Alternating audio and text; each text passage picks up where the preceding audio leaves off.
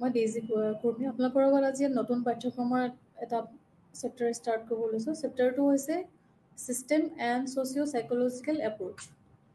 অৰ্থাৎ এই ছিষ্টেম এপ্ৰ'চৰ জৰিয়তে আমাৰ পাব্লিক এডমিনিষ্ট্ৰেশ্যনৰ যিখিনি প্ৰয়োজনীয়তা, সেই প্ৰয়োজনীয়তাৰ বিষয়ে অৰ্গেনাইজেশ্যন এখনত কেনেকৈ প্ৰয়োজন হয় প্ৰণালীবদ্ধভাৱে তাৰ এটা দৃষ্টিভংগী আমি আলোচনা কৰিবলৈ লৈছোঁ। প্ৰথমতে ইয়াৰ ষ্ট্ৰাকচাৰসমূহ আমি আলোচনা কৰিম। ষ্ট্ৰাকচাৰসমূহৰ ভিতৰত আছে ইয়াৰ উদ্দেশ্যসমূহ, যিবিলাক উদ্দেশ্য আমি ইয়াৰ আগত ল'ব বিচাৰিছোঁ। তাৰ ভিতৰত আহিছে ইয়াৰ অবজেক্টিভসমূহ। ছ'চিয়েল ছিষ্টেম যিবিলাক আমাৰ আছে, তাৰ যিকোনো এটা অৰ্গেনাইজেশ্যনৰ যিটো অবজেক্টিভ থাকে, সেই অবজেক্টিভৰ বিষয়ে আমি অৱগত হোৱাটো অতিকৈ প্ৰয়োজন। যিহেতু আমাৰ পাব্লিক এডমিনিষ্ট্ৰেশ্যনত এই ছিষ্টেমটো সকলো ক্ষেত্ৰতে প্ৰযোজ্য হয়। নট অনলি পাব্লিক এডমিনিষ্ট্ৰেশ্যন, সমাজৰ সকলো ক্ষেত্ৰতে এই ছিষ্টেমটো আমাৰ অতিকৈ প্ৰয়োজন হয়। এটা প্ৰণালীবদ্ধ দৃষ্টিভংগী অতিকৈ প্ৰয়োজন হয়। তাৰপিছতে আহিব ইয়াৰ ইন্ট্ৰডাকশ্যন, তাৰপিছত ইয়াৰ পৰিচয় আৰু প্ৰণালীবদ্ধ দৃষ্টিভংগীৰ এক অৱলোকন প্ৰণালী হিচাপে সংগঠনৰ যিটো ভূমিকা, ছিষ্টেমেটিক যিটো সংগঠনবিলাকৰ ভূমিকা থাকে, এখন অৰ্গেনাইজেশ্যনত বা সংগঠনত কেনেদৰে ছিষ্টেমেটিকলি আগবাঢ়ি যাব পাৰি তাৰ বিষয়ে আমি ইয়াতে প্ৰণালীবদ্ধভাৱে এটা আলোচনা চমুকৈ কৰিম। তাৰপিছত আমি ক'ব বিচাৰিম যে চাষ্টাৰ বাৰ্নাৰ্ড, তেওঁ এজন দাৰ্শনিক আছিল। তেওঁৰ এই অৰ্গেনাইজেশ্যনৰ বিষয়ে, সংগঠনৰ বিষয়ে আৰু এই ছিষ্টেমৰ বিষয়ে বিশেষ ধৰণে তেওঁৰ মতবাদ আগবঢ়াইছে। তাৰ বিষয়ে কিছুমান থুলমূলকৈ আমি আলোচনা কৰিম। তাৰপিছতে আমাৰ যিখিনি সামাজিক মানসিক দৃষ্টিভংগী আছে, ছ'চিঅ' চাইক'লজিকেল ছিষ্টেম, সেই ছিষ্টেমখিনি অৰ্গেনাইজেশ্যনত কিদৰে প্ৰয়োজন হয় বা আমাৰ সামাজিক জীৱনত কিদৰে তাৰ প্ৰয়োজনীয়তাখিনি হয় তাৰ বিষয়ে আমি আলোচনা কৰিম। তাৰপাছতে আব্ৰাহাম মাছলোৰ আমি কিছুমান প্ৰয়োজনীয় তত্ত্ব, কিছুমান ইম্পৰ্টেণ্ট ইছ্যু আমি আলোচনা কৰিম, য'ত আমি এই ছিষ্টেম এপ্ৰ'চত আমি আমাৰ পাঠ্যপুথিত পঢ়িবলৈ পাম। তাৰপিছতে যে ডগলাছ মেকজৰ্ছ, তেওঁ আৰু এজন দাৰ্শনিক, তেওঁ যিখিনি মতবাদ প্ৰকাশ কৰিছিলে এই মটিভেশ্যন থিয়ৰীৰ ওপৰত, সেইটোৰ বিষয়ে আমি আলোচনা কৰিম। তাৰ বিষয়ে আহিলে তাৰপিছত Douglas McGregor's theory X and Y. তাৰ পিছৰ পৰ্যায়ত আমি আলোচনা কৰিম হাৰ্বাৰ্ছৰ টু ফেক্টৰ থিয়ৰী, আৰু তাৰপাছতে আহিছে ইয়াৰ কনক্লুজন, অৰ্থাৎ যিটো উপসংহাৰ দিওঁ আমি শেষত সেইখিনি বিষয়ে। প্ৰথম ইন্ট্ৰডাকশ্যনত আমি ক'ব বিচাৰিম যে এটা আধুনিক সংগঠনে যেতিয়া অৰ্গেনাইজেশ্যনত, এটা মডাৰ্ণ অৰ্গেনাইজেশ্যনত ইয়াৰ যিটো আকাৰ বা জটিলতা দিনে দিনে আমাৰ ইয়াৰ যিটো কাৰ্যকলাপৰ যিটো পৰিমাণ, সেইটো দিনে দিনে আমাৰ কি হৈছে, এটা বিশাল ৰূপে বাঢ়িব ধৰিছে। আৰু ইয়াৰ সকলো ক্ষেত্ৰতে ইয়াৰ বৃদ্ধি, মানে সকলো ক্ষেত্ৰতে আমি ইয়াৰ পৰিমাপটো বাঢ়ি থকা দেখা পাইছোঁ। ইয়াৰ আকাৰে হওক, জটিলতা হওক, ইয়াৰ কাৰ্যকলাপে হওক, যিকোনো ক্ষেত্ৰতে আমাৰ ইয়াৰ সদায় এক্সপান্স হৈ গৈ আছে। সংগঠন এটাৰ কাৰ্যকলাপ কেতিয়াও কমি নাহে, দিনে দিনে আমি বাঢ়ি অহাই দেখি আহিছোঁ। আৰু দিনে দিনে ইয়াৰ যিমানেই বাঢ়ি আহিছে ইয়াৰ কাৰ্যকলাপ, সিমানেই ইয়াৰ জটিলতাও বাঢ়ি আহিছে। সেই জটিলতা আৰু যিটো ইয়াৰ অপাৰেশ্যনৰ যিটো ষ্টেজ, সেই ষ্টেজবিলাক বৃদ্ধি হোৱাৰ লগে লগে সেইবোৰক যিখিনি আমাৰ লিমিটেশ্যন আছে, পৰীক্ষাত মাপ আছে, সেইখিনিৰ ভিতৰত একত্ৰিত কৰাৰ বাবে এটা আমাৰ ছিষ্টেমেটিক ধাৰণামূলক আধাৰ বিকশিত কৰাটো ক্ৰমান্বয়ে অতিকৈ প্ৰয়োজনীয় হৈ পৰিছে। বিশেষকৈ আমাৰ যিটো পাব্লিক এডমিনিষ্ট্ৰেশ্যন ডিপাৰ্টমেণ্ট আছে বা যিটো আমাৰ প্ৰশাসনিক বিভাগ আছে, সেই বিভাগটোত আমি যদি সংগঠন এটাত বা অৰ্গেনাইজেশ্যনত এটা ধাৰণামূলক এটা ডেভেলপমেণ্ট ইছ্যু লৈ আমি আগবাঢ়ি নাযাওঁ, সেই যদি ইছ্যুটো আমাৰ ডেভেলপমেণ্টৰ ফালে নাযায়, আমাৰ তললৈ আহে, তেতিয়া সংগঠনটোৰ সদায়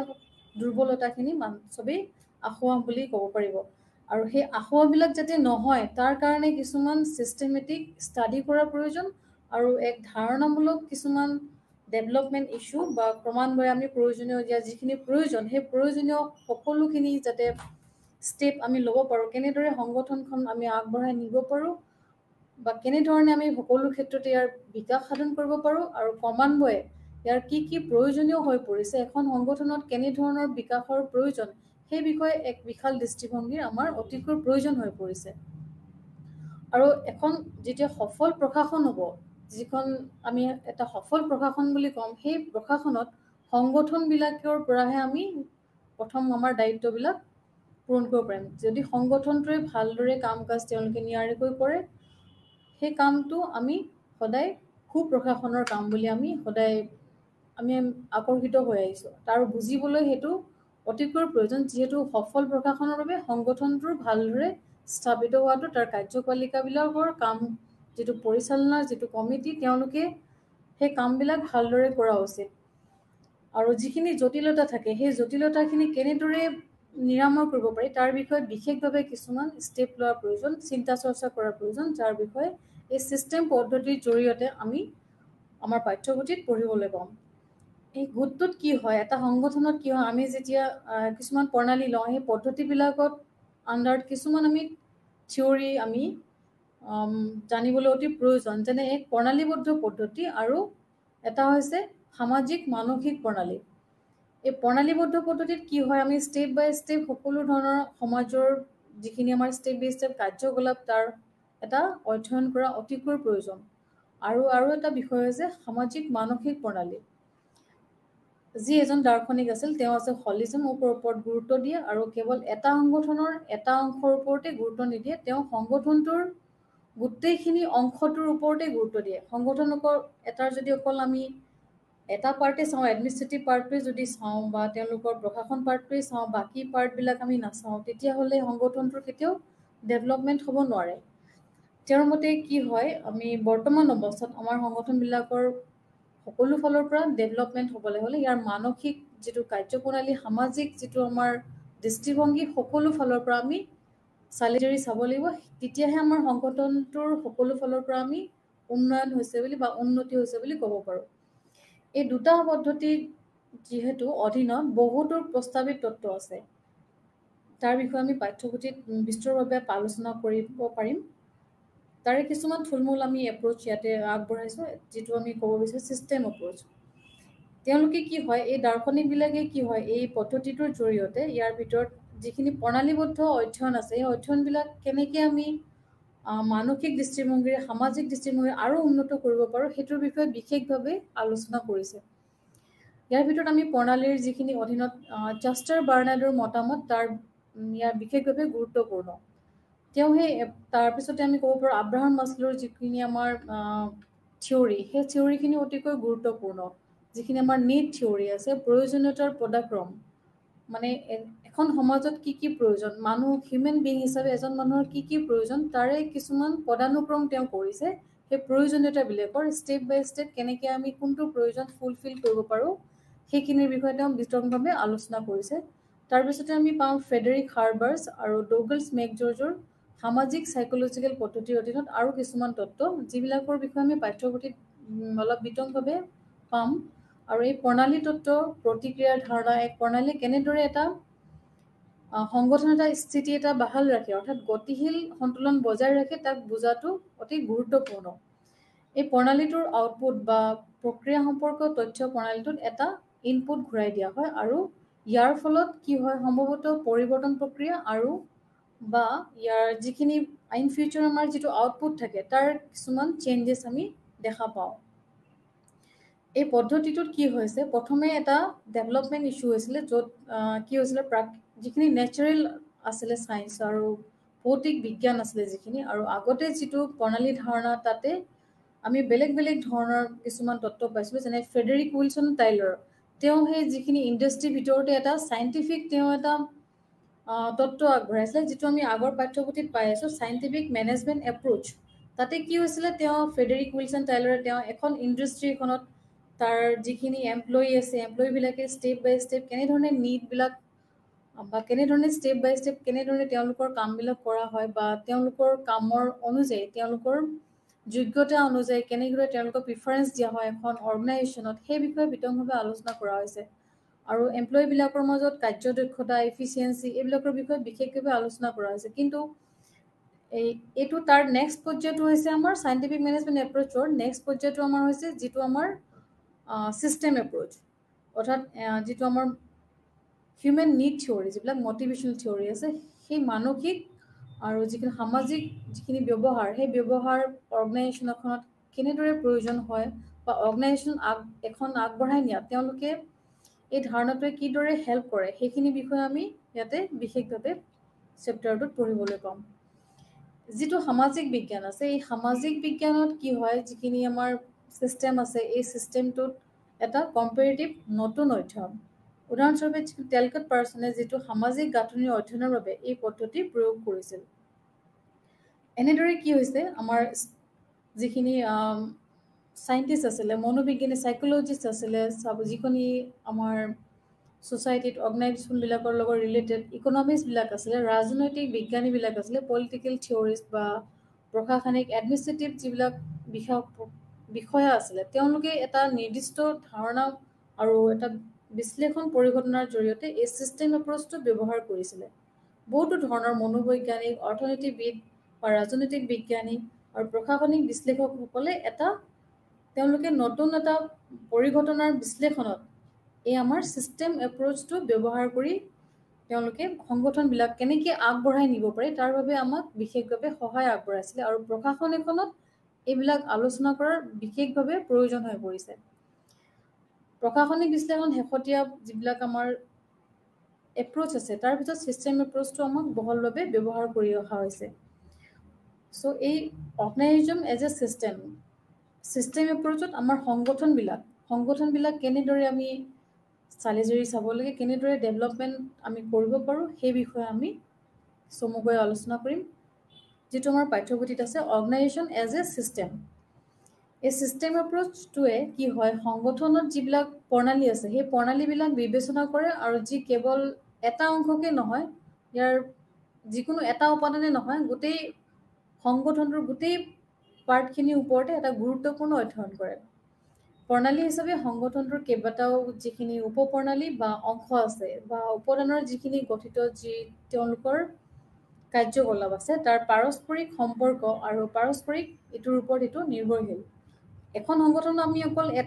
এটা পাৰ্টে গুৰুত্ব দিলে নহ'ব, তাৰ গোটেই অংশবিলাকৰ ওপৰত, গোটেই সম্পূৰ্ণ অংশখিনিৰ ওপৰতে আমি গুৰুত্ব দিব লাগিব, তেতিয়াহে সংগঠনটোৰ ডেভেলপমেণ্ট হ'ব। ছাপ'জ আমি এখন স্কুলৰ বিষয়ে ল'লোঁ বা ইউনিভাৰ্চিটি এখন বিষয়ে ল'লোঁ। ইউনিভাৰ্চিটিখনত কি থাকিব, তেওঁলোকৰ ইনফ্ৰাষ্ট্ৰাকচাৰ থাকিব, তেওঁলোকৰ লাইব্ৰেৰী থাকিব,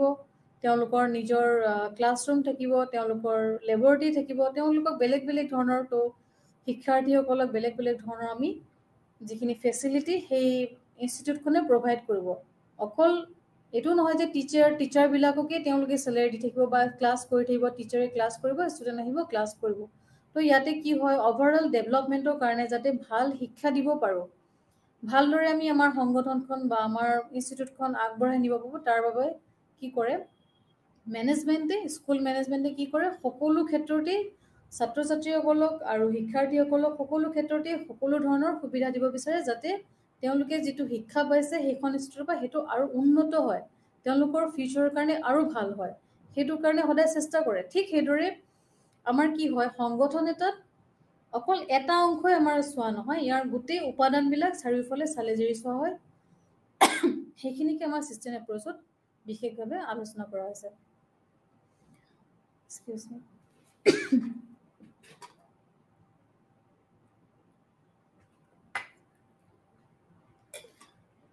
তাৰ পাছতে কি হৈছে, আমাৰ এই ছিষ্টেম এপ্ৰ'চটোৱে সংগঠনত যিদৰে সকলো উপাদানকে সামৰি লয়,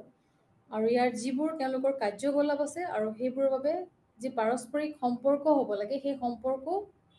গঢ়ি উঠে আৰু পাৰস্পৰিক নিৰ্ভৰশীলতাও গঢ়ি উঠে। এইবোৰৰ পৰিৱৰ্তে কি হয়, তেওঁলোকে সংগঠনটোত সামগ্ৰিক যিখিনি কাৰ্যকলাপ তাৰ সকলো দিশতে এটা অৰিহণা যোগায়। এক প্ৰণালী হিচাপে সংগঠনটোৰ এটা নিৰ্ধাৰিত কিছুমান লিমিটেশ্যন আছে, যাৰ জৰিয়তে ইয়াৰ যিটো পৰিৱেশ সেই পৰিৱেশৰ সৈতে আমি যিখিনি আদান প্ৰদান কৰিব পাৰোঁ, আৰু সংগঠন এটাৰ এই বাহ্যিক পৰিৱেশক আমি এটা সুপ্ৰণালী বুলি কোৱা উচিত, য'ত অৰ্থনৈতিক, সামাজিক যিখিনি আমাৰ ইকনমিক ইছ্যু আছে, ছ'চিয়েল ইছ্যু আছে, পলিটিকেল ইছ্যু আছে, আৰু যিখিনি আমাৰ প্ৰযুক্তিগত যিখিনি প্ৰভাৱ থাকে সেই গোটেইখিনি আমি একেলগে সংগঠনটোত সামৰি ল'ব পাৰোঁ। তাৰপিছতে হৈছে ছিষ্টেম এপ্ৰ'চ ভিউজ অফ চেষ্টাৰ বাৰ্নাৰ্ড। তো চেষ্টাৰ বাৰ্নাৰ্ডে এইটো আৰম্ভ কৰিছিল তেওঁ 1886 পৰা 1961 ভিতৰত। তেওঁ এজন আমেৰিকান ব্যৱসায় কাৰ্যবাহী আৰু এজন ৰাজহুৱা প্ৰশাসক আছিল, আৰু তেওঁ ব্যৱস্থাপনা তত্ত্ব আৰু সাংগঠনিক অধ্যয়নৰ যিখিনি তেওঁ কাম কৰিছিল তাৰ তেওঁ অগ্ৰণী লেখক আছিল সেইখিনি সময়ত। আৰু 1938 চনত তেওঁ কি হৈছিলে, এক যুগান্তকাৰী কিতাপ তেওঁ ৰচনা কৰিছিলে। কিতাপখনৰ নাম হৈছে যিখিনি কাৰ্যবাহী কাৰ্যকলাপ। এই সংগঠনটোৰ আৰু ইয়াৰ যিখিনি কাৰ্যকলাপ তাৰ কামৰ তত্ত্বখিনি সংগঠন ডিছক্ৰিপ্টিভভাৱে তেওঁ আলোচনা কৰিছিলে। জাষ্টাৰ বাৰ্নাৰ্ডৰ থিয়ৰিটোৰ জৰিয়তে আমি যিখিনি সংগঠনৰ কাৰ্যকলাপ সংগঠন এটাৰ ভিতৰত কিদৰে তেওঁলোকে প্ৰণালীবদ্ধভাৱে কাম কৰা প্ৰয়োজন সেইখিনি বিষয়ে তেওঁ বিতংভাৱে তেওঁ আলোচনা কৰিছিল। তেওঁ যিখিনি লেখনি লিখিছিল বিশেষকৈ সেই সংগঠনবিলাকৰ কাৰ্যবাহী কাৰ্যকলাপৰ ওপৰত নিৰ্ভৰ কৰিয়ে তেওঁ ৰচনা কৰিছিল। আৰু তেওঁৰ লিখনিবোৰ কি হয় মানৱ সংগঠনৰ ওপৰত এক গুৰুত্বপূৰ্ণ প্ৰভাৱ পেলাইছিল। যিখিনি আমাৰ অৰ্গেনাইজেশ্যন আছে সেই অৰ্গেনাইজেশ্যনবিলাকত হিউমেন যিখিনি মাইণ্ডৰ ওপৰত তেওঁ বিশেষভাৱে গুৰুত্বপূৰ্ণ প্ৰভাৱ পেলাইছিল। আৰু সেই ইনফ্লুৱেঞ্চখিনি যে তেওঁ লিখাখিনি ইনফ্লুৱেঞ্চখিনি গোটেই আমাৰ ছ'চাইটিত বহল দৃষ্টিভংগীলৈকে সকলোৱে সামৰি লৈছিল। আৰু তেওঁৰ বিশ্লেষণ ব্যৱস্থাপনাই সামাজিক প্ৰণালী দৃষ্টিভংগীৰ এক বিশেষ ৰূপ দিছিল। যিটো আমি সামাজিক দৃষ্টিভংগী সেই যিটো আমাৰ ছ'চিয়েল ইছ্যু আছে ছ'চিয়েল দৃষ্টিভংগী আছে সেই দৃষ্টিভংগীটোৰ তেওঁ বেলেগ এটা ৰূপ আমাক দিছিলে। আৰু থিয়ৰী অফ অৰ্গেনাইজেশ্যন প্ৰথমতে আমি ক'ব বিচাৰিম থিয়ৰী অফ অৰ্গেনাইজেশ্যন অৰ্থাৎ বাৰ্নাৰ্ডে এই সংগঠনক এক প্ৰণালী হিচাপে গণ্য কৰে যি বৃহত্তৰ প্ৰণালী সমাজৰ অধীনস্থ। তেওঁ সংগঠনটোক এটা প্ৰণালী হিচাপে গ্ৰহণ কৰিছে আৰু এটা বৃহত্তৰ সমাজৰ অধীনস্থ। এই সংগঠনক এক সামাজিক ব্যৱস্থা হিচাপে তেওঁ বিবেচনাও কৰিছে। তেওঁ সংগঠনটোক সচেতনতাভাৱে সমন্বিত কাৰ্যকলাপ বা 2 বা ততোধিক ব্যক্তিৰ যিখিনি পাঠ্যক্ৰম তাৰ প্ৰণালী বিশেষভাৱে কিছুমান হিচাপ নিকাচৰ জৰিয়তে তেওঁ কি কৰিছে সংজ্ঞায়িত কৰিছে। এটা সচেতন সমন্বিত কাৰ্যকলাপ বা 2 বা তাতোকৈ ব্যক্তিৰ পাঠ্যক্ৰমৰ এক প্ৰণালী তেওঁলোকে যিখিনি মিলি পিনে এটা সংগঠন কৰে তেওঁলোক সকলোৱে মিলি এটা যাতে সংগঠিতভাৱে কাম কৰক সেইটোৰ ওপৰত তেওঁ বিশেষভাৱে গুৰুত্ব দিছিলে। তেওঁৰ মতে কি হৈছিলে একৰ্ডিং টু জাষ্টাৰ বাৰ্নাৰ্ড তো সংগঠন হৈছে মানুহৰ কাৰ্যকলাপৰ দ্বাৰা জড়িত বা গঠিত এক কি হৈছে প্ৰণালী। একৰ্ডিং টু জাষ্টাৰ বাৰ্নাৰ্ড তেওঁ এটা প্ৰণালী হিচাপে তেওঁ বিবেচনা কৰিছিলে। জাষ্টাৰ বাৰ্নাৰ্ডে কি হৈছিলে যিখিনি এখন সংগঠনত যিখিনি কাৰ্যকলাপ হয় সেই কাৰ্যকলাপবিলাক তেওঁ গোটেই সংগঠনটোৰ সকলোৰে যাতে চবেই যাতে সমান সা সুবিধা পাব পাৰে সকলো দিশতে সকলো উপাদানতে সকলো অংশতে তেওঁ সমানে মানে যোগদান কৰিবলৈ তেওঁ চেষ্টা কৰিছিল য'ত গোটেই অংশটোৰ ইয়াৰ যোগফলতকৈ অধিক আৰু প্ৰতিটো অংশ কোনো গুৰুত্বপূৰ্ণ উপায়েৰে আন প্ৰতিটো অংশৰ সৈতে সম্পৰ্কিত হৈছিল। গোটেইখিনি একেলগে চেলি আমি দেখা পাওঁ। একৰ্ডিং টু কি হৈছিলে Chester Barnard organisation is a system made up of activities of human beings. So' তেওঁলোকে কি হৈছিলে একেলগে যিবিলাক এক্টিভিটি কৰে সেই গোটেইখিনি একেলগে ছিষ্টেমত তেওঁলোকে ৰূপায়িত কৰিছিল। আৰু as a system in which the whole is more than the sum of its parts and each part is related to every other part আৰু in some significant way এটা significant way তেওঁ সম্পৰ্কিত কৰিছিল ছিষ্টেমটো। তো বাৰ্নাৰ্ড শ্বয়ে তেওঁ এই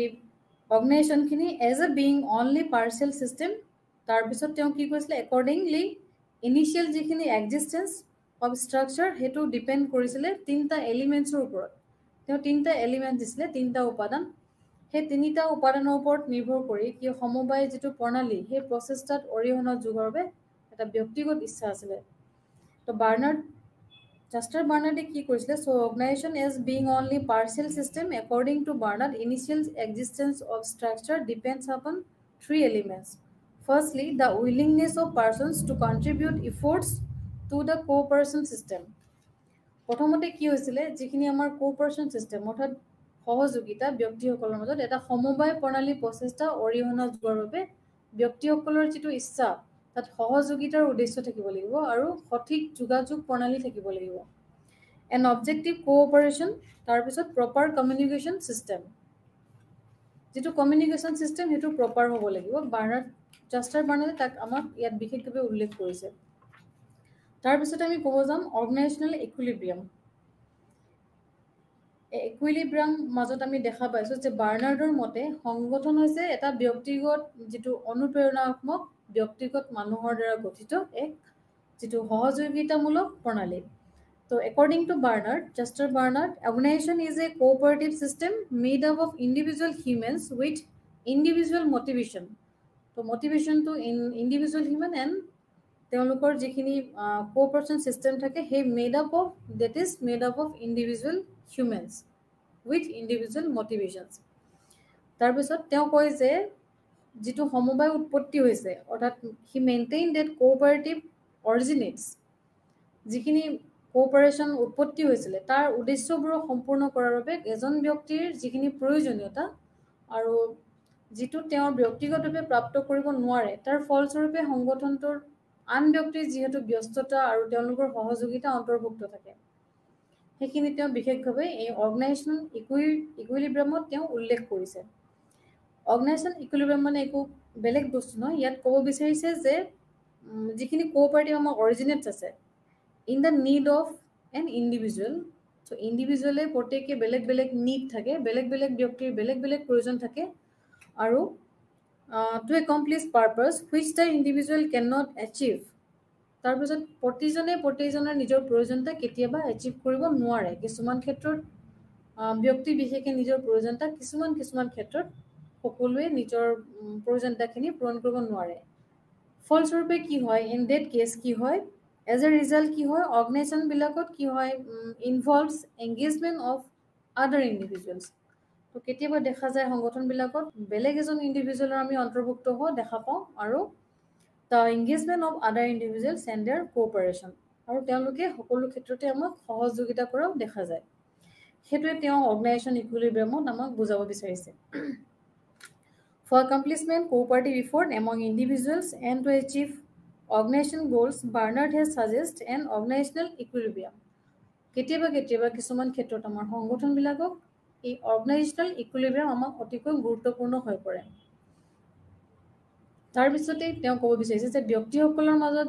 যিহেতু সহযোগিতামূলক প্ৰচেষ্টা প্ৰদান কৰাৰ বাবে আৰু সংগঠনৰ যিটো লক্ষ্য প্ৰাপ্ত কৰাৰ বাবে বাৰ্নাৰ্ডে এক সাংগঠনিক সন্তুলন পৰামৰ্শ দিছিলে যিটো সাংগঠনিক সন্তুলন পৰিমাণ এখন অৰ্গেনাইজেশ্যনত অতিকৈ গুৰুত্বপূৰ্ণ এই সংগঠনৰ সন্তুলনক সংগঠনৰ যিটো সদস্যসকল থাকে তেওঁলোকৰ অৱদান অতি গুৰুত্বপূৰ্ণ আৰু সদস্যসকলৰ ব্যক্তিগত যিটো লক্ষ্য সেই লক্ষ্য পূৰণৰ বাবে সংগঠনে যিখিনি তেওঁলোকৰ মতবাদ আগবঢ়ায় সেইখিনি ঘূৰাই দিয়াৰ অৱদানৰ মাজত সন্তুলন প্ৰাপ্ত কৰা বুলি বৰ্ণনা কৰা হয় চেষ্টাৰ কাৰণে সংগঠন এখনত যিখিনি সদস্যসকলৰ অৱদান থাকে এখন সংগঠন তাৰ অতিকৈ গুৰুত্বপূৰ্ণ বুলি কৈছে there should be a balance between what employees get out of the organization and what they contribute in the form of time, knowledge and discomfort, production, etc. সকলোতে তেওঁলোকৰ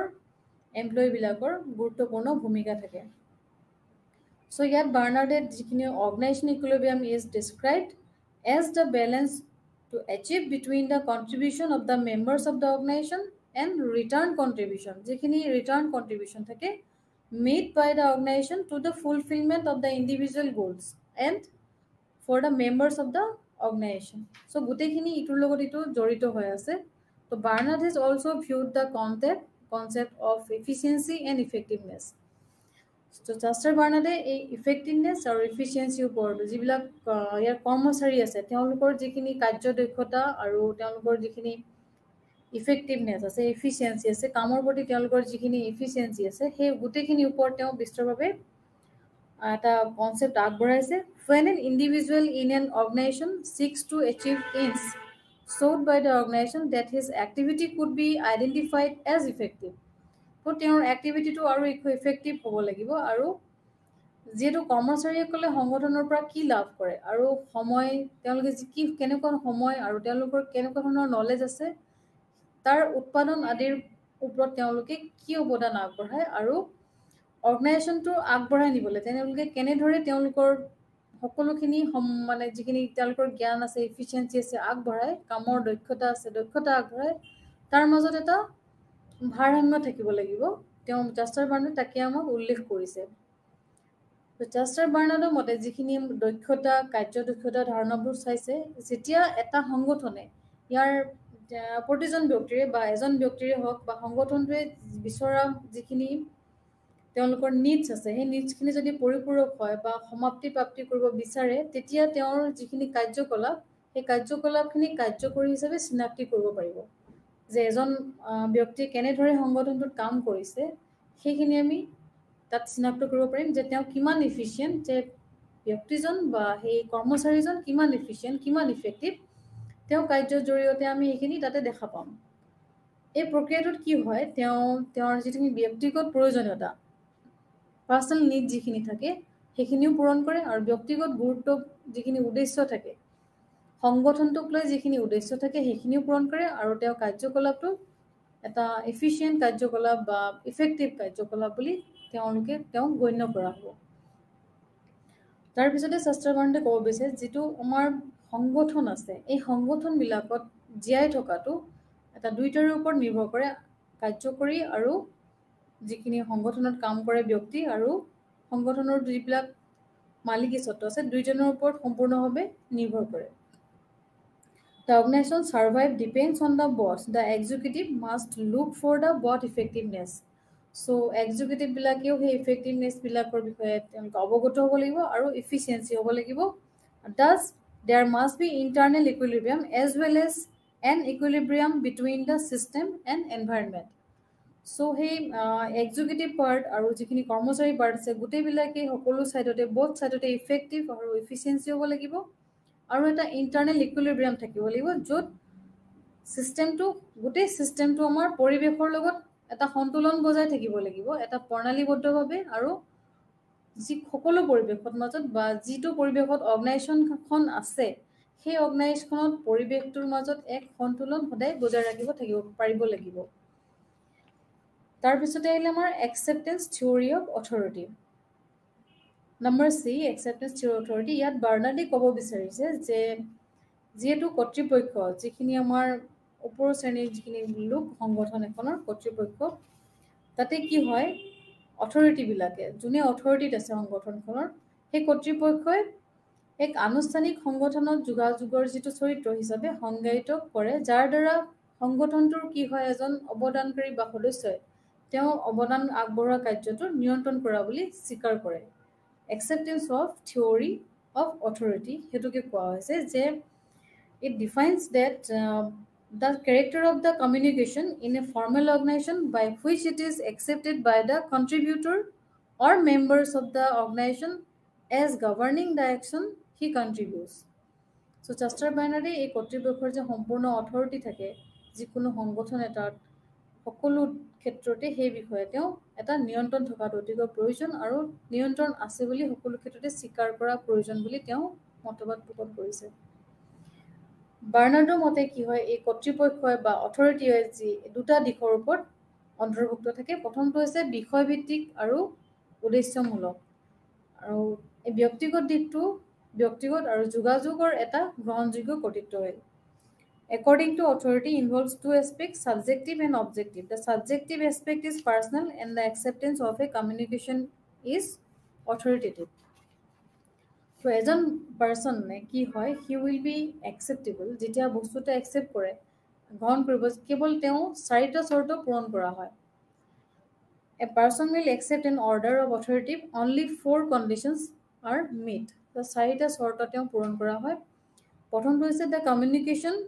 understandable যিখিনি যোগাযোগ পাইথতা আছে সেইখিনি তেওঁলোকে আন্ডাৰষ্টেবল হ'ব লাগিব তাৰ পিছতে প্ৰাপ্ত পৰ্যায়ত যিখিনি প্ৰাপ্তকৰ্তাৰ বিশ্বাস কৰে যে নিৰ্দেশনাটো সংগঠনৰ উদ্দেশ্য হৈছে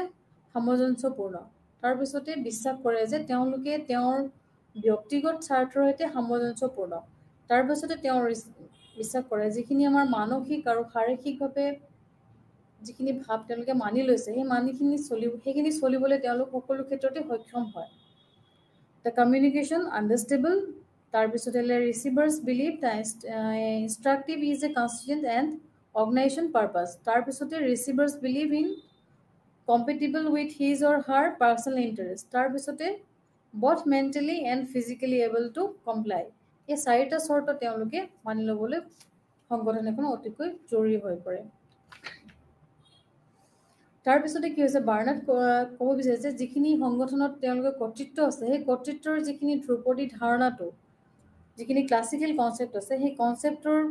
কি হয় where it comes from top to bottom ওপৰৰ পৰ্যায়ৰ পৰা তললৈকে যিখিনি আমাৰ কৰ্তৃপক্ষৰ যিখিনি সিস্টেম আছে ধ্ৰুপদী ধাৰণাটো হৈতে একমত হোৱা নাছিল আমাৰ আগৰ সিস্টেমত অৰ্গেনাইজেশ্যন সিস্টেমত কি হৈছে এটা টপ টু মডেল এটা আমি স্টেপ বাই স্টেপ আমি পাইছিলো সুপাৰিয়ৰ থাকে তাৰ ওপৰত মেনেজমেন্ট থাকে তাৰ ওপৰত ক্লাৰিকেল থাকে ক্লাৰিকেলৰ ওপৰত আকৌ পিয়ন তেনেকুৱা ধৰণৰ আমি স্টেপ বাই স্টেপ টপ টু মডেল এটা অৰ্গেনাইজেশ্যন ষ্ট্ৰাকচাৰ পাইছিলোঁ সেই ষ্ট্ৰাকচাৰটো কি হৈছিলে বাৰ্নাৰ্ড থ্ৰুৱে মানি লোৱা নাছিলে তো তেওঁৰ মতে কি হৈছিলে যে বাৰ্নাৰ্ডে দৃঢ়তাৰে কৈছিল যে যিটো কৰ্তৃত্ব আছে বা অথৰিটি আছে অথৰিটিসকলৰ তলত অধীনস্থসকলৰ যিটো গ্ৰহণযোগ্যতা বা সন্মতিৰ ওপৰত নিৰ্ভৰ কৰিছিল তেওঁৰ মতে কৰ্তৃত্ব কেৱল তেতিয়াহে নিশ্চিত কৰা হয় যেতিয়া ইয়াক এজন ব্যক্তিয়ে গ্ৰহণ কৰে আৰু যাক ইয়াক সম্বোধন কৰা হৈছে এনে ধৰণৰ তেওঁ যোগাযোগ এটা ব্যৱস্থাপনাৰ জৰিয়তে আৰু এই ধৰণৰ যোগাযোগত যিটো অবাধ্যতা আছে সেইখিনি তেওঁ অস্বীকাৰ কৰিছিল অৰ্থাৎ অবাধ্যতাৰ অৰ্থে কৰ্তৃত্বৰ যিখিনি ভাৱ আছিলে সেই ভাৱখিনি তেওঁ অস্বীকাৰ কৰিছিলে In his opinion, authority is confirmed only when it is accepted. অৰ্থাৎ যেতিয়া একচেপ্ট হয় তেতিয়াহে তেওঁ অথৰিটি পাৰ্চনবিলাকে সেইটো মানি ল'ব লাগিছিল আৰু to whom it has been addressed. Disobedience of such communication is a denial of authority. তো এইটো তেওঁ কেতিয়াও মানি লোৱা নাছিলে তেওঁ যিটো আমাৰ ক্লাছিকেল ছিষ্টেমৰ যিটো অৰ্গেনাইজেশ্যন পদ্ধতি টপ লেভেলৰ পৰা লোৱাৰ লেভেল এটা ছিষ্টেম আছিলে সেই ছিষ্টেমটো তেওঁ মানি লোৱা নাছিলে The John of indifferences. অৰ্থাৎ উদাসীনতাৰ ক্ষেত্ৰত the John of indifferences. It means that Barnard in 1948, the pivotal contribution according to the Barnard, every individual has a John of indifference. তো প্ৰতিজন ব্যক্তিৰে এই উদাসীনতাৰ ক্ষেত্ৰ থাকে কোনোবা নহয় কোনোবা ক্ষেত্ৰত এটা উদাসীনতাৰ ক্ষেত্ৰ থাকে অৰ্গেনাইজেশ্যন এখনত হয় মেনেজমেণ্টক লৈ হয় তেওঁৰ কামক লৈ তেওঁৰ কাৰ্যদক্ষতাক লৈ বা বেলেগ এটা এজন এমপ্লয়ীৰ ওপৰত লৈ কোনোবা নহয় কোনোবা ক্ষেত্ৰত তেওঁৰ এটা ইনডিফাৰেঞ্চ থাকে চ' তেওঁ সেইটোৰ বিষয়ে বিশেষভাৱে আলোচনা কৰিছিল আৰু অৰ্গেনাইজেশ্যন এখনত এই যিটো জন অফ ইনডিফাৰেঞ্চ এই পাৰ্টটো এটা গুৰুত্বপূৰ্ণ এটা অংশ হিচাপে তেওঁ বিবেচনা কৰিছিল It is like Simon's John of acceptance. It implies that a person will accept orders willingly and without questions as long as they fall within this John. অৰ্থাৎ কি হৈছিলে জন অফ ইনডিফাৰেঞ্চ এই পাৰ্টটো আমাৰ উদাসীনতাৰ ক্ষেত্ৰ এখন সংগঠনত বা এটা অৰ্গেনাইজেশ্যনত এটা গুৰুত্বপূৰ্ণ ভূমিকা হিচাপে চাইমনেও আলোচনা কৰিছিলে হাৰ্বাৰ্ট চাইমনে আমাৰ আগৰ পৰ্যায়ত আলোচনা কৰিছিলে যে ইয়াৰ যিখিনি প্ৰয়োজনীয়তা সংগঠন এখন সুচাৰুৰূপে চলিবলৈ এজন ব্যক্তিয়ে বা কৰ্মচাৰীয়ে তেওঁৰ স্বেচ্ছাই বা তেওঁৰ কোনো ধৰণৰ প্ৰশ্ন নকৰাকৈ আদেশ গ্ৰহণ কৰিব আৰু যেতিয়ালৈকে তেওঁলোক এই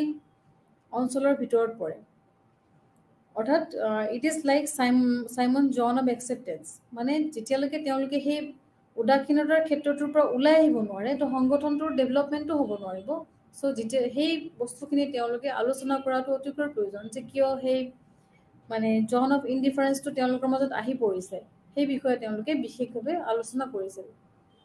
তো সংগঠনটোৰ প্ৰতি ব্যক্তিসকলৰ যিবিলাক ব্যক্তি বিশেষে যিবিলাক প্ৰতিশ্ৰুতি আৰু সেই থাকে সেইবিলাক কিমান পৰিমাণে আৰু এক নিৰ্দিষ্ট আদেশ অনুসৰণৰ সৈতে সম্পৰ্কিত বুজা আৰু যিখিনি তাৰ ব্যতিক্ৰম বা ত্যাগ অতিক্ৰম কৰাৰ ওপৰত নিৰ্ভৰ কৰি অঞ্চলটোৰ বহল থাকে সেই বা তেওঁলোকে সংকীৰ্ণভাৱে হ'ব পাৰে সেই বিষয়ে তেওঁ বিশেষভাৱে আলোচনা কৰিছিল The zone may be wider or narrow depending upon the degree to which individual committed to the organization and to which the inducement exceed the burdens and sacrifices associated with the compliance with specific order. কিছুমান specific order লৈ তেওঁলোকে সংকীৰ্ণ হ'ব পাৰে সেইখিনিৰ ওপৰত তেওঁ বিশেষ গুৰুত্ব আগবঢ়াইছিল তেওঁ লক্ষ্য কৰিছিল সংগঠন এখনত যদি এখন প্ৰভাৱিত ব্যক্তিজনৰ প্ৰতি তেওঁলোকৰ যিখিনি গ্ৰহণযোগ্যতা সেইটো তেওঁ ক্ৰমাগত কাৰ্যৰ ওপৰত নিৱেশ কৰিছিল আৰু সকলো আদেশ আৰু যুক্তিযুক্তভাৱে ব্যৱহাৰযোগ্য ব্যৱস্থা তেওঁ কৰিছিলে তেনে এটা সংখ্যা আছে যাৰ ধাৰণা কৰা হ'ব পাৰে যিবোৰৰ আমি স্পষ্টভাৱে গ্ৰহণযোগ্য নহয় অৰ্থাৎ যিকোনো নিশ্চিতভাৱে আমি এটা ধাৰণা মানি লোৱা নহ'ব তেনেকুৱা এটা ধৰণৰ তেওঁলোকে মত পোষণ কৰিছে অৰ্থাৎ যিটো নিৰপেক্ষ সেই নিৰপেক্ষভাৱে ৰেখাত কিছুমান পৰিমাণে আন এটা গোট আছে অৰ্থাৎ হয়তো কোনোমতে গ্ৰহণযোগ্য হ'ব পাৰে বা কোনোমতে গ্ৰহণযোগ্য নহ'বও পাৰে আৰু এটা তৃতীয় গোট নিঃসন্দেহে তাতে গ্ৰহণযোগ্য হৈ থাকে তাৰপিছত তেওঁলোকে ক'ব বিচাৰে যে এই অন্তিম গোটটোত যিটো উদাসীনতাৰ ক্ষেত্ৰ আছে তাৰো কিছুমান ভিতৰুৱা কিছুমান পৰিৱেশ থাকে এই ক্ষেত্ৰখিনি আমি চালিজাৰিভাৱে আলোচনা কৰাটো বিশেষভাৱে প্ৰয়োজনীয় কি অবজাৰ্ভ তেওঁ মানে কিছুমান বস্তু চেষ্টাৰ বাৰ্নাৰে অবজাৰ্ভ কৰিছিলে যে সংগঠন এখনত কিদৰে এই জনটো সৃষ্টি হয় মানে যিটো উদাসীনতাৰ ক্ষেত্ৰ সেইটো কেনেদৰে সৃষ্টি হয় কিয় সৃষ্টি হয় ব্যক্তি বিষয়ে তেওঁলোকে কি সুবিধা পোৱা নাই বা তেওঁলোকে কি ভাল পাইছে বা কি বেয়া পাইছে সেই গোটেইখিনি তেওঁ এটা ডেসক্ৰিপটিভ আলোচনা এটা কম্পেৰেটিভ আলোচনা তেওঁলোকে আগবঢ়াইছে আমাৰ পাব্লিক এডমিনিষ্ট্ৰেশ্যন প্ৰশাসন এখনত যেহেতু এই দৃষ্টিভংগীটো অতি গুৰুত্বপূৰ্ণ সেইবাবে আমি এই চাষ্টাৰবাৰ্নাৰৰ ভিউটো আমাৰ পাব্লিক এডমিনিষ্ট্ৰেশ্যনৰ অতিকৈ গুৰুত্বপূৰ্ণ বিষয়বস্তু হিচাপে আমি পঢ়িবলৈ পাইছোঁ তো he has observed if all the orders for actions reasonably participable be arranges in the order of their acceptability to the persons affected jone affect hoise aru it may be conceived that there are a number of people aru which are clearly unacceptable that is ki hoy which are certainly will not able be obeyed teoloke obey manibo nibisare and there is another group of somewhat more or less on the neutral line that is either barely acceptable or barely unacceptable to keteba acceptable hoy keteba unacceptable hoy and a third group unquestionably acceptable the last group lies within the zone of indifference the person affected will accept order lying with the zone and relatively indifference as to what the order is so far as the questions of the authority so tenege teo ei differences khini tulnamulok bhabe eta অধ্যয়ন কৰিছিল তাৰ next part আমি পাম the function of executive so আমাৰ সেই executive পাৰ্টটোৱে কেনেদৰে কাম কৰে সেইখিনিৰ বিষয়ে তেওঁ আলোচনা কৰিছিল তো থাৰ্ড পাৰ্টটো হৈছে আমাৰ the function of executive the validity of the endurance of an organization depends on the functions of the executive so সংগঠন এটাৰ যিখিনি আমাৰ বৈধতা থাকে আৰু যিখিনি সহনশীলতা থাকে সেইখিনি গোটেইখিনি কাৰ্যবাহী কামৰ ওপৰত নিৰ্ভৰ কৰে আৰু চেষ্টাৰ বাৰ্নাৰ্ড শ্ব'ৰ মতে আমি সংগঠনৰ বিষয়ে জানিব পাৰিলোঁ যে যিখিনি ব্যক্তি বিশেষে যিখিনি বৈধতা আৰু সহনশীলতা থাকে সেইখিনি কাৰ্যবাহী কামৰ ওপৰত নিৰ্ভৰ কৰি সংগঠন এটা কেনেদৰে চলি থাকে সেইখিনি আমি বিশেষভাৱে এই আলোচনাত আমি সামৰি লৈছোঁ এই বাৰ্নাৰ্ডছৰ মতে কি হয় অত্যাৱশ্যকীয় কিছুমান কাৰ্যবাহী যিখিনি কাৰ্য আছে সেই কাৰ্যবিলাক সমন্বয়ৰ বাবে প্ৰয়োজনীয় কিছুমান যোগাযোগ প্ৰণালী বজাই ৰখা হয় আৰু যিখিনি অত্যাৱশ্যকীয় প্ৰচেষ্টা আছে তাৰ প্ৰচাৰ আৰু সুৰক্ষিত কৰা হয় আৰু থাৰ্ডলি কি হয় সংগঠনটোৰ যিখিনি উদ্দেশ্য আছে সেই উদ্দেশ্যসমূহ প্ৰস্তুত আৰু নিৰ্ধাৰণ কৰা হয় তো ফাংচনছ অফ এক্সিকিউটিভত আমি প্ৰথমে পাইছোঁ তো first of all it is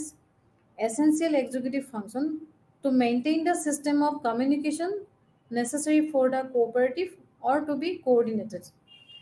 Nextly, আমি ক'ব পাৰিম to promote the secure essential efforts. Or thirdly, আমি ক'ব পাৰিম to formulate and define the purpose of the organization. So, এই গোটেইখিনি functions আমি সেই executive part আমি তেওঁ বৰ্ণনা কৰিব ধৰিছে আৰু এই ফাংচনছখিনিৰ জৰিয়তে তেওঁ আমাৰ যিখিনি অৰ্গেনাইজেশ্যনত এটা ছিষ্টেম কেনেদৰে চলি থাকে চ' সেই ছিষ্টেমটো কেনেদৰে সুচাৰুৰূপে চলাব পাৰি প্ৰণালীবদ্ধভাৱে চলাব পাৰি তাৰ সেই জৰিয়তে তেওঁ ফাংচনছ অফ এক্সিকিউটিভৰ এই তিনিটা পাৰ্ট তেওঁ অধ্যয়ন কৰিছে The first function of maintenance of the system of communication are authority of two components. তাৰপিছতে আমি দেখিলোঁ যে যোগাযোগ আৰু কৰ্তৃপক্ষ যেটো কমিউনিকেশ্যন এণ্ড অথৰিটিৰ যেটো প্ৰণালী তাৰ তত্ত্বাৱধানত আমি প্ৰথম যিখিনি দেখা পাইছোঁ সেই প্ৰণালীটোত আমি দুটা উপাদান আমি ক'ব পাৰোঁ প্ৰথমটো হৈছে সাংগঠনিক স্থিতি নিৰ্ধাৰণ কৰা যেটো আমাৰ ডিফাইনিং দ্য অৰ্গেনাইজেশ্যনেল পজিশ্যন এটা অৰ্গেনাইজেশ্যনেল পজিশ্যন নিৰ্ধাৰণ কৰা হয় আৰু অৰ্গেনাইজেশ্যনেল পজিশ্যনৰ জৰিয়তে এটা স্থিতি নিৰ্ধাৰণ কৰা হয় যাৰ জৰিয়তে কামবিলাক আমি সুচাৰুৰূপে আগবঢ়াই নিব পাৰোঁ আৰু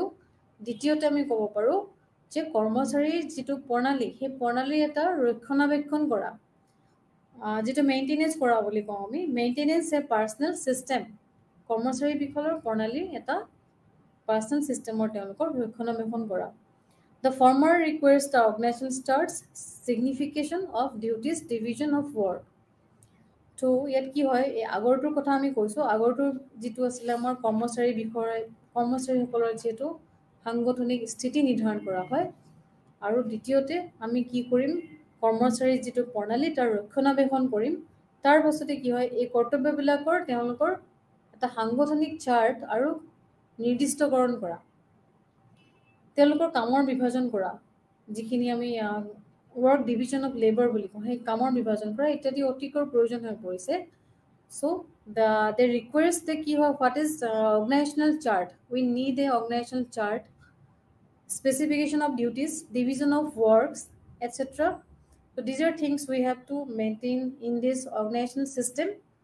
so Chester Bernard mentioned these things are very important in every organization so পিছৰটোত কি হয় মানে আমাৰ কৰ্মচাৰী যেটো প্ৰণালীৰ যেটো ৰক্ষণাবেক্ষণ মেইনটেনেন্স পাৰ্সোনাল মেইনটেনেন্স সেই মেইনটেনেন্সটোত কি হয় যিখিনি অন্তৰ্ভুক্ত থাকে উপযুক্ত অৰ্হতা তেওঁলোক কিমান এফিশিয়েন্ট হয় ইফেক্টিভ হয় সেই ব্যক্তি বিশেষে হেতু তেওঁলোকক সালেজাৰি সোৱা হয় আৰু কোনটো কৰ্মচাৰীক কোনটো দক্ষতাৰ বাবে কোনটো তেওঁলোকে পৰ্যায়ত কাম কৰিবলৈ তেওঁলোক উপযুক্ত কোনটো জবৰ বাবে তেওঁলোকে উপযুক্ত কোনটো ষ্টেটাসৰ তেওঁলোকে পৰ্যায়লৈকে কাম কৰিব পাৰিব সেইখিনি গোটেইখিনি ব্যক্তি বিশেষে এটা তুলনামূলক অধ্যয়ন কৰা হয় আৰু তেওঁলোকৰ সেই কাৰ্য দক্ষতাৰ ওপৰত তেওঁলোকৰ দৰমহা নিৰূপণ কৰা হয় ইনসেন্টিভ নিৰূপণ কৰা হয় আৰু কিছুমান যিখিনি আমি ভাত্তা বুলি কওঁ অৰ্থাৎ ইনসেন্টিভ সেইখিনি বেলেগ বেলেগ ধৰণে তেওঁলোকৰ কাৰ্য দক্ষতাৰ ওপৰত বা অৰ্হতাৰ ওপৰত তেওঁলোকক ডিপেন্ড কৰি অৰ্গেনাইজেচনৰ ফালৰ পৰা সো সেই পাৰ্সনজনক দিয়া হয় এই দুইটা উপাদান পৰিপূৰক আৰু ইজনে হিজনৰ ওপৰত নিৰ্ভৰ কৰে it is that is two components are complementary and depends on each other মানে ফাৰ্স্ট উপাদানটো হৈছে যিখিনি আমি কৰ্মচাৰীসকলৰ সাংগঠনিক স্থিতিটো নিৰ্ধাৰণ কৰিব লাগিব তাৰ পিছতে আমি কি কৰিব লাগিব তেওঁলোকৰ এটা প্ৰণালীবদ্ধ ৰক্ষণাবেক্ষণ কৰিব লাগিব মেইনটেনেন্স কৰিব লাগিব সেই গোটেইখিনি ইটোৰ ওপৰত ইটো নিৰ্ভৰশীল আৰু সংগঠন প্ৰক্ৰিয়াটোত এই দুইটা শৰ্ত মানি চলিলেহে মানে আমি সংগঠনটো সুচাৰুৰূপে চলাই নিব পাৰিম তো বাৰ্নাৰ্ডে তেওঁৰ দৃষ্টিভংগীত এই গোটেই বস্তুখিনি আমাক ক'ব বিচাৰিছে so his personal system management he former requires these organizational charts specification of duties division of work and etc and later includes the recruiting individuals possessing appropriate qualifications that is skills and offering salary incentives etc and other allowances etc and these elements are components are complementary depends on each other তেওঁলোকে কি হয় ইজনে ইজনৰ ওপৰত তো ইটো গ্ৰুপৰ ওপৰত ডিপেন্ডেন্ট হৈ থাকিবলৈ বাধ্যতা হয় তো সোশিও এই সিস্টেমটোৰ জৰিয়তে তো চাষ্টাৰ বাৰ্নাৰ্ডে ইয়াকে উল্লেখ কৰিব বিচাৰিছে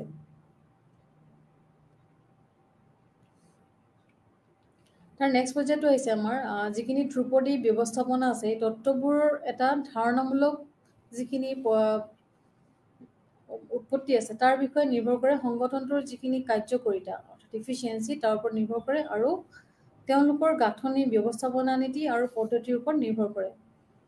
এটা সামাজিক দৃষ্টিভংগীবিলাক আমি বেলেগ বেলেগ সময়ত বেলেগ বেলেগ ধৰণে আমি দেখা পাই আছো তাৰ পিছতে আহিলে আমাৰ সামাজিক মনস্তাত্ত্বিক দৃষ্টিভংগী তো সংগঠন এখনত সামাজিক এটা দৃষ্টিভংগী থাকে এটা মনস্তাত্ত্বিক দৃষ্টিভংগী থাকে সেই বিষয়ে আমি বিশেষভাৱে আলোচনা কৰিম এখন সংগঠনত বা এটা অৰ্গেনাইজেচনত কিদৰে সামাজিক মানসিক দৃষ্টিভংগীয়ে প্ৰভাৱ পেলায় সেই বিষয়ে বিভিন্ন ধৰণে বিভিন্ন সময়ত মতবাদ আগবঢ়াইছে তাৰ পিছত আমি তেওঁৰ ভিতৰতে এখন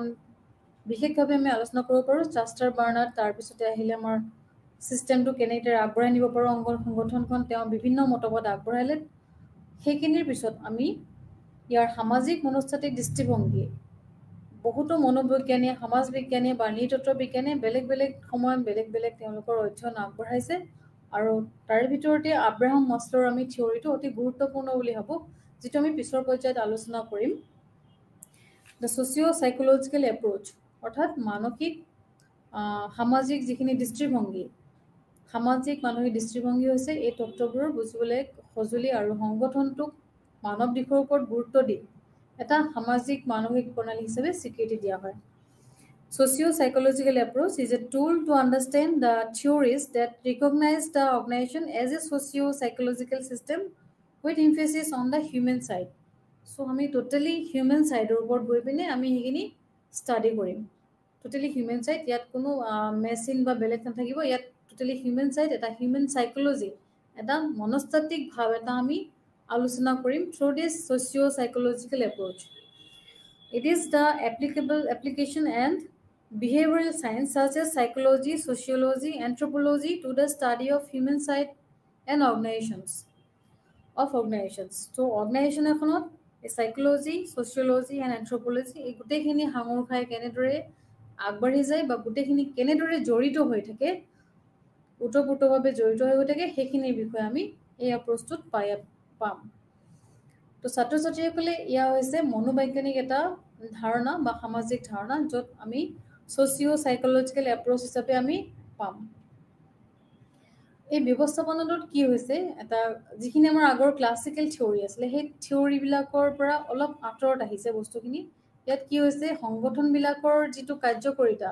আৰু তেওঁলোকৰ গাঁথনি, যিটো ষ্ট্ৰাকচাৰ আৰু ব্যৱস্থাপনা নীতি আৰু পদ্ধতিৰ ওপৰত নিৰ্ভৰ কৰা হৈছে। এইটো আগতেই যিখিনি তত্ত্ব আছিলে সেই তত্ত্ববিলাকৰ ভিতৰত আমি বেলেগ বেলেগ তত্ত্ব পঢ়ি আহিছোঁ। ফ্ৰেডেৰিক উইলছন টাইলৰৰ যিখিনি চাইণ্টিফিক মেনেজমেণ্ট এপ্ৰ'চ, তাৰপিছত মেক্স ৱেবাৰৰ বিউৰ'ক্ৰেটিক এপ্ৰ'চ, আদি বিভিন্ন ধৰণৰ তত্ত্ব আমি বেলেগ বেলেগ সমাজত আমি বেলেগ বেলেগ ষ্টেপত আমি পঢ়ি আহিছোঁ। চ' সেই গোটেইখিনি আহি আমাৰ নেক্সট যিটো মানসিক চাইক'লজিকেল ছ'চিয়েল এপ্ৰ'চটো আমাৰ উদ্ভাৱন হৈছে। The classical management theories build on the notion that effectiveness of organization depends on their structure, management and principle of methods. So principle of methods of গোটেইখিনি ইয়াতে জড়িত হৈ আছে, and it was evident in earlier the theories such as মই যিখিনি ক'লো Frederick Wilson টাইলৰ আছিলে। চ' তেওঁৰ যিখিনি তত্ত্ব আগবঢ়াইছিলে সেইখিনি আগতে আমি আলোচনা কৰিছোঁ। চাইণ্টিফিক মেনেজমেণ্ট থিয়ৰী হিচাপে পাইছিলোঁ আমি, তাৰপিছত আমি পাইছোঁ ফ্ৰেডেৰিক উইলছন টাইলৰৰ থিয়ৰী, তাৰপিছত আমি মেক্স ৱেবাৰৰ বিউৰ'ক্ৰেটিক থিয়ৰী। তো তেনেকৈ আমি মেনেজমেণ্ট থিয়ৰী, বহুত পাব্লিক ছিষ্টেম এপ্ৰ'চ, তেনেকৈ বহুত ধৰণৰ এপ্ৰ'চ আমি পাই আহিছোঁ, যিখিনি আমাৰ সংগঠন এটাৰ অতি গুৰুত্বপূৰ্ণ তত্ত্ব হয়। সেই সংগঠন এখন কেনেকৈ আমি চলাই নিব পাৰোঁ বা আমাৰ লোক প্ৰশাসনৰ এটা বিশেষ অংশ হয়, সেই বিষয়ে আমি বিশেষভাৱে আলোচনা কৰিছোঁ। So these theories emphasized on the technical aspect of work and forgot the human side of the organization. So এই থিয়ৰীবিলাকে কি হৈছিলে, যিটো আমাৰ মেচিনাৰী ছিষ্টেম, যিটো ফ্ৰেডেৰিক উইলছন টাইলৰৰ যিটো চাইণ্টিফিক মেনেজমেণ্ট এপ্ৰ'চ, ৱেবাৰৰ যিটো আমোলাতান্ত্ৰিক ব্যৱস্থাপনা, চ' গোটেইখিনি এটা তেওঁলোকে টেকনিকেল এছপেক্ট আছিলে, ছ'চাইটিটোৰ এটা টেকনিকেল এছপেক্ট আছিলে। ইয়াত কোনো ছ'চিয়েল বা হিউমেন বিঙৰ ওপৰত বা তেওঁলোকৰ চাইক'লজিকেল ইফেক্টৰ ওপৰত তেনেকৈ ধৰণৰ কোনো ধৰণৰ মতবাদ তেওঁলোকে আগবঢ়া নাছিলে।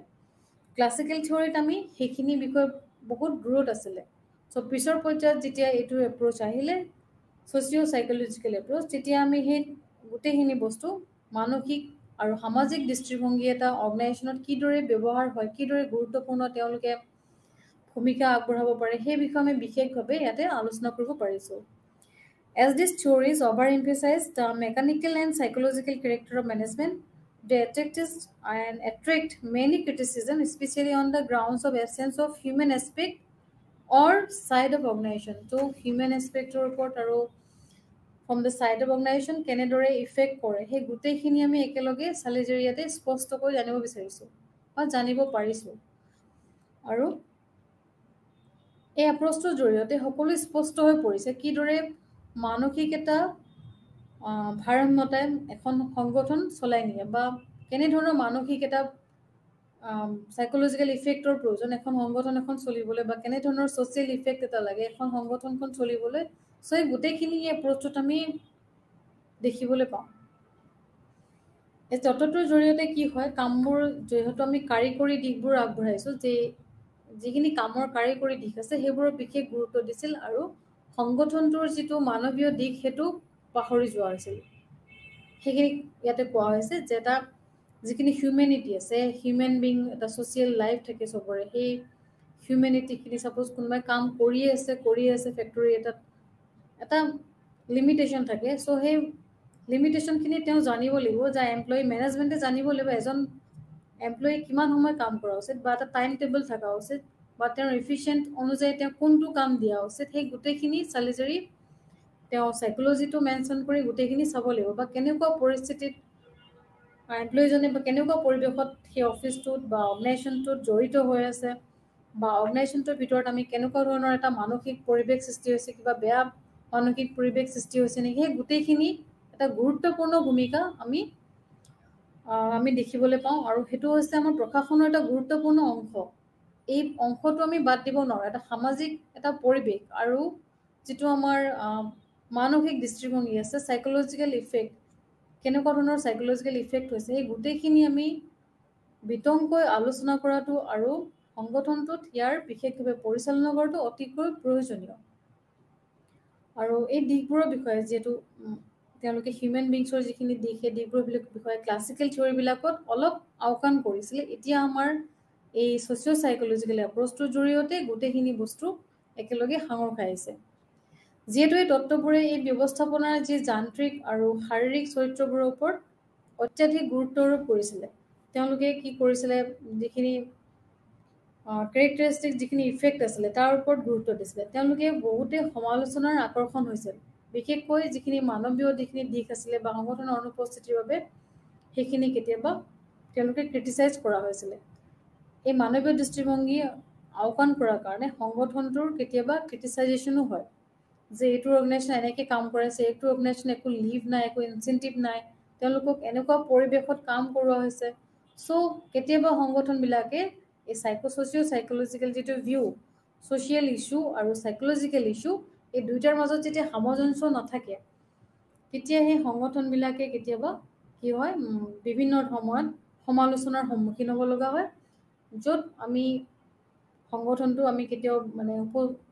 আগবঢ়াই নিবলৈ বহুতো ধৰণৰ প্ৰব্লেমৰ সন্মুখীন হ'ব লগা হয়। চ' গতিকে এই যিটো আমাৰ ইছ্যু আছে, সেই ইছ্যুবিলাক আমি চাইক'লজিকেলি অধ্যয়ন কৰি আৰু ছ'চিয়েল ইছ্যু হিচাপে লৈ আমি ষ্টেপ বাই ষ্টেপ কেনেদৰে প্ৰণালীবদ্ধভাৱে সকলো দক্ষতাভাৱে অৰ্গেনাইজেশ্যন এখন আগবঢ়াই নিব পাৰোঁ, সেইটোৰ ওপৰত বিশেষভাৱে গুৰুত্ব দিয়াটো বিশেষকৈ প্ৰয়োজনীয় হৈ পৰিছে। It helps to understand the individual behave as they do and what psychology and social factors influence them. So কেনেদৰে তেওঁলোকে ইনফ্লুৱেঞ্চ কৰে, সামাজিক মানসিক দৃষ্টিভংগীৰ সমৰ্থকসকলে বিশ্বাস কৰে যে সংগঠনটোৰ সফলতা বা বিফলতা ব্যক্তি বিশেষে বা ব্যক্তিসকলে গুৰুত্বপূৰ্ণ ভূমিকা পালন কৰে। এইটোতো সঁচাই কথা, যিহেতু এখন সংগঠন চলিবলৈ হ'লে তেওঁ ব্যক্তি বিশেষে গুৰুত্ব দিব লাগিব। সকলো শ্ৰেণীৰ লোকেই বা সংগঠনটোৰ লগত জড়িত সকলো লোকেই সমানেই গুৰুত্ব দিব লাগিব আৰু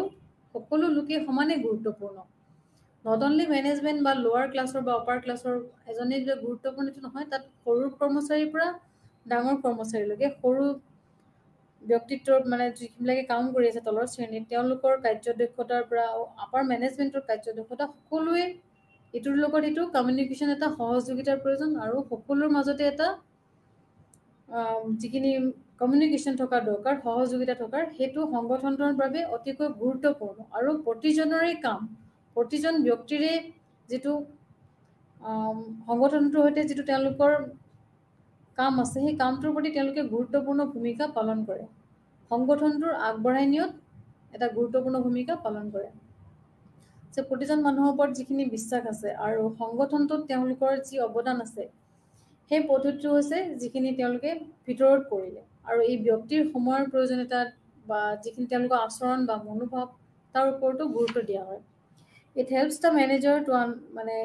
manager to identify the motives which influence the behavior of employees at work to attain the organizational objective. যিখিনি আমাৰ সাংগঠনিক যিখিনি অবজেক্টিভ থাকে, সেই গোটেইখিনি অবজেক্টিভ আগবঢ়াই নিবলৈ আমাক সহায় কৰে। কিহে সহায় কৰে? যিহেতু আমাৰ ছ'চিয়েল ইছ্যুবিলাক আহিছে, চাইক'লজিকেল ইছ্যুবিলাক আহিছে, সেই গোটেই ইছ্যুবিলাক লগ হৈ একেলগে যেতিয়া কাম কৰিব, ব্যক্তি বিশেষে তেওঁলোকৰ কাৰ্যদক্ষতা সকলো ক্ষেত্ৰতে দেখাবলৈ ইজি হ'ব আৰু তেওঁলোকে সংগঠনটোৰ এটা গুৰুত্বপূৰ্ণ ভূমিকা আগবঢ়াব পাৰিব। আৰু তেওঁলোকৰ যিখিনি আচৰণ, যিখিনি আছে ব্যক্তি বিশেষে যিখিনি আচৰণ আছে বা মনোভাৱ আছে, সেইখিনিও দিনক দিনে বৃদ্ধি পাব আৰু যিখিনি পজিটিভ হ'ব, সকলো ক্ষেত্ৰতে পজিটিভ ধাৰণা এটা হ'ব, সংগঠনটোৰ প্ৰতিও এটা পজিটিভ ধাৰণা হ'ব আৰু তেওঁলোকে যিখিনি সমালোচনাৰ সন্মুখীন হ'ব লগা হয়, সেই সন্মুখীন হোৱা সমালোচনাৰ পৰা বিৰত থাকিব পাৰিব। তাৰ পাছতে যে ই বুজাত সহায় কৰে যে ব্যক্তিসকলে তেওঁলোকৰ যিখিনি আচৰণ আছে, তেওঁলোকৰ যিখিনি আচৰণ কৰে আৰু মানসিক আৰু সামাজিক কাৰকে তেওঁলোকক কিয় প্ৰভাৱিত কৰে যিখিনি সামাজিক প্ৰভাৱ আছে এই সামাজিক প্ৰভাৱ আৰু মানসিক প্ৰভাৱবিলাকে কেনেদৰে প্ৰভাৱিত কৰে সেইখিনি গোটেইখিনি তেওঁলোকে চালি জাৰি চাব A belief in human being and their contribution to organization is central to this approach. It emphasizes on the time needs, diverse behavior and attitude of the individual. So, গোটেইখিনি তেওঁলোকে এটাৰ পিছত এটা নিৰ্ভৰ কৰে So, socio-psychological approachত আমি এই sectorখিনি যিখিনি proponents of socio-psychological approach believe that individual play a vital role in the success or the failure of the organization যেহেতু আমি আগতে পাই আহিছোঁ যে এজন ইণ্ডিভিজুৱেলে কি কৰে এটা বিশেষ ৰোল পালন কৰে vital role in the success so এটা অৰ্গেনাইজেশ্যন সাকসেস হ'ব নে ফেইল হ'ব এটা ইণ্ডিভিজুৱেলে সেইটো ৰোলটো নিৰ্ভৰ কৰে প্ৰতিজন ইণ্ডিভিজুৱেলৰ ৰোল অকল লোৱাৰ ক্লাছৰ নহয় আপাৰ লোৱাৰ সকলোৰে সো গোটেইখিনি তেওঁলোকৰ এটা ইণ্ডিভিজুৱেল ফোৰ্স আছে সেই ফোৰ্সটো অৰ্গেনাইজেশ্যনটোৰ ডেভেলপমেণ্টৰ ওপৰত তেওঁলোকে নিৰ্ভৰ কৰে They believe in human beings in their contribution to organization of central to this approach. In this system ki hoy that emphasis to ki hoy on this time the needs drives behavior attitude and individuals and attitude of the all workers to gutei worker khinir majot teolukor majot jikini cooperation ase behavior ase teolukor acharon ase he acharon khini ami সংগঠন এটাত not only যিখিনি কামৰ পৰিবেশ বা তেওঁ দৰমহা পালে চাকৰি কৰিলে ইনসেন্টিভ পালে অকল হেতু লৈ তে হ্যাপি নহয় কেতিয়াও এজন কৰ্মচাৰী বা এজন ব্যক্তি তো হেতু লৈ তেওঁ কেতিয়া হ্যাপি নহয় তেওঁ যিখিনি নিডস থাকে পার্সোনাল নিড থাকে বা সোশ্যাল নিড থাকে সাইকোলজিক্যাল নিড থাকে তেওঁ গোটেইখিনি পৰিপূৰক হলেহে ব্যক্তিজনো পৰিপূৰক হয় আৰু ব্যক্তিজন পৰিপূৰক হলে তেওঁ সংগঠনটো পৰিপূৰক এটা কাৰ্যদক্ষতা তেওঁ দেখুৱাব পাৰিব সকলো ক্ষেত্ৰতে সো সেইখিনি বস্তু আমি এই হিউম্যান ৰিলেশন যেটো আমাৰ মোটিভেশনাল এপ্ৰোচ এই মোটিভেশনাল এপ্ৰোচত আমি আব্ৰাহাম মাছৰ আমি পাম তাৰ পিছতে ইয়াৰ আছে এই তত্ত্বটোৰ যিখিনি কৰ্মচাৰী আছে সেই কৰ্মচাৰীসকলে ইয়াৰ কিছুমান আচৰণৰ দিশ সেই দিশটোৰ বিষয়ে আমি চিনাক্ত কৰিব পাৰিম যে এইজন ব্যক্তি এইজন আচৰণত এইটো প্ৰবলেম আছে তেওঁৰ মানসিকভাৱে এনেকুৱা প্ৰবলেম আছে তেওঁ সামাজিকভাৱে এনেকুৱা আচৰণ কৰিছে তেওঁ ইনষ্টিটিউটত গৈছে যে এনেকুৱা আচৰণ কৰিছে আমি সাপোজ অফিস এখনত গলো তেওঁ তাত পাৰ্সন এটা লগ পাইছো বা ব্যক্তি এজন লগ পাইছো যিজন সংগঠনটোৰ ব্যক্তি কিন্তু তেওঁ আমাক বেয়া আচৰণ কৰিছে সো নেগেটিভলি আমি এটা বেয়া ইমপ্যাক্ট পাইছো নেগেটিভলি সংগঠনটোৰ এটা সমালোচনা সন্মুখীন হৈছে আমি আকৌ ৰিটাৰ্ন আহিছো যে আমি সংগঠনটোৰ বিষয়ে অবিয়াসলি সমালোচনা কৰিম যে তাত এজন কাৰ্য মানে কৰ্মচাৰী আছে তেওঁ আমাক এনেকুৱা ব্যৱহাৰ কৰিছে সো আমি তেওঁ ব্যৱহাৰ কৰিছে কি ব্যৱহাৰ কৰিছে সেইখিনি আলোচনা কৰিলো তেওঁ কিয় এনেকুৱা ব্যৱহাৰ কৰিলে বা হেতু অৰ্গেনাইজেশ্যনত তেনেকুৱা এজন ব্যক্তি কিয় ৰাখিছে সেইখিনি আমি চালি জাৰি চাবলৈ নাযাওঁ কেতিয়াও সো সেই গোটেইখিনি বস্তু আমি ইয়াত অধ্যয়ন কৰা হয় আৰু এডমিনিষ্ট্ৰেটিভ থিওৰি যিখিনি আমি পাই আছো আমাৰ এডমিনিষ্ট্ৰেটিভ সিস্টেম এই সিস্টেমটোত সোশিও সাইকোলজিক্যাল এপ্ৰোচটো অতিকৈ গুৰুত্বপূৰ্ণ আৰু যিখিনি আমি পাই আছো যে কৰ্মচাৰীসকলৰ আচৰণ এই আচৰণৰ দিশটো চিনাক্ত কৰে আৰু অতিকৈ গুৰুত্বপূৰ্ণ দিয়ে আৰু সকলো সংগঠনতে ইয়াতে গুৰুত্ব দিয়াটো অতি গুৰুত্বপূৰ্ণ বিষয় আৰু ইয়াৰ যিখিনি কাৰ্যকৰীতা আছে কাৰ্যকৰীতা কিমান দৰে ভালদৰে ব্যৱহাৰ কৰিব পাৰি সেইখিনি গোটেইখিনি অধ্যয়ন কৰা হয় তো সোশিও সাইকোলজিক্যাল এপ্ৰোচত আমি ইয়াৰ বিশেষভাৱে আলোচনা কৰিব পাৰো সো এই থিওৰিখিনি আমি ৰিকগনাইজ আৰু give the importance to the behavioral aspect of employee and study how better it can be আৰু কেনেকৈ আমি বেটাৰ কৰিব পাৰো সংগঠন এখনত এই কৰ্মচাৰীসকলৰ যিখিনি তেওঁলোকৰ ব্যৱহাৰিক দিক আচৰণ আৰু যিখিনি সামাজিক মনোবৈজ্ঞানিক দিক কেনেদৰে আৰু বেটাৰ কৰিব পাৰো সেই বিষয়ে আমি বিশেষভাৱে আলোচনা কৰা আৰু it can be utilized for the effectiveness organization so সকলো দেখতে সকলো ক্ষেত্ৰতে এখন অৰ্গেনাইজেশ্যনৰ ইফেক্টিভনেস আমি এই সোশিও সাইকোলজিক্যাল এপ্ৰোচৰ জৰিয়তে আমি আগবঢ়াই নিব পাৰো ইয়াৰ পিছৰ পৰ্যায়ত আমি নেক্সট টপিকখিনি আলোচনা কৰিম আজিলৈকে ইয়াৰ ষ্ট্ৰাকচাৰটো ইয়াতে সামৰণি পৰিছে নমস্কাৰ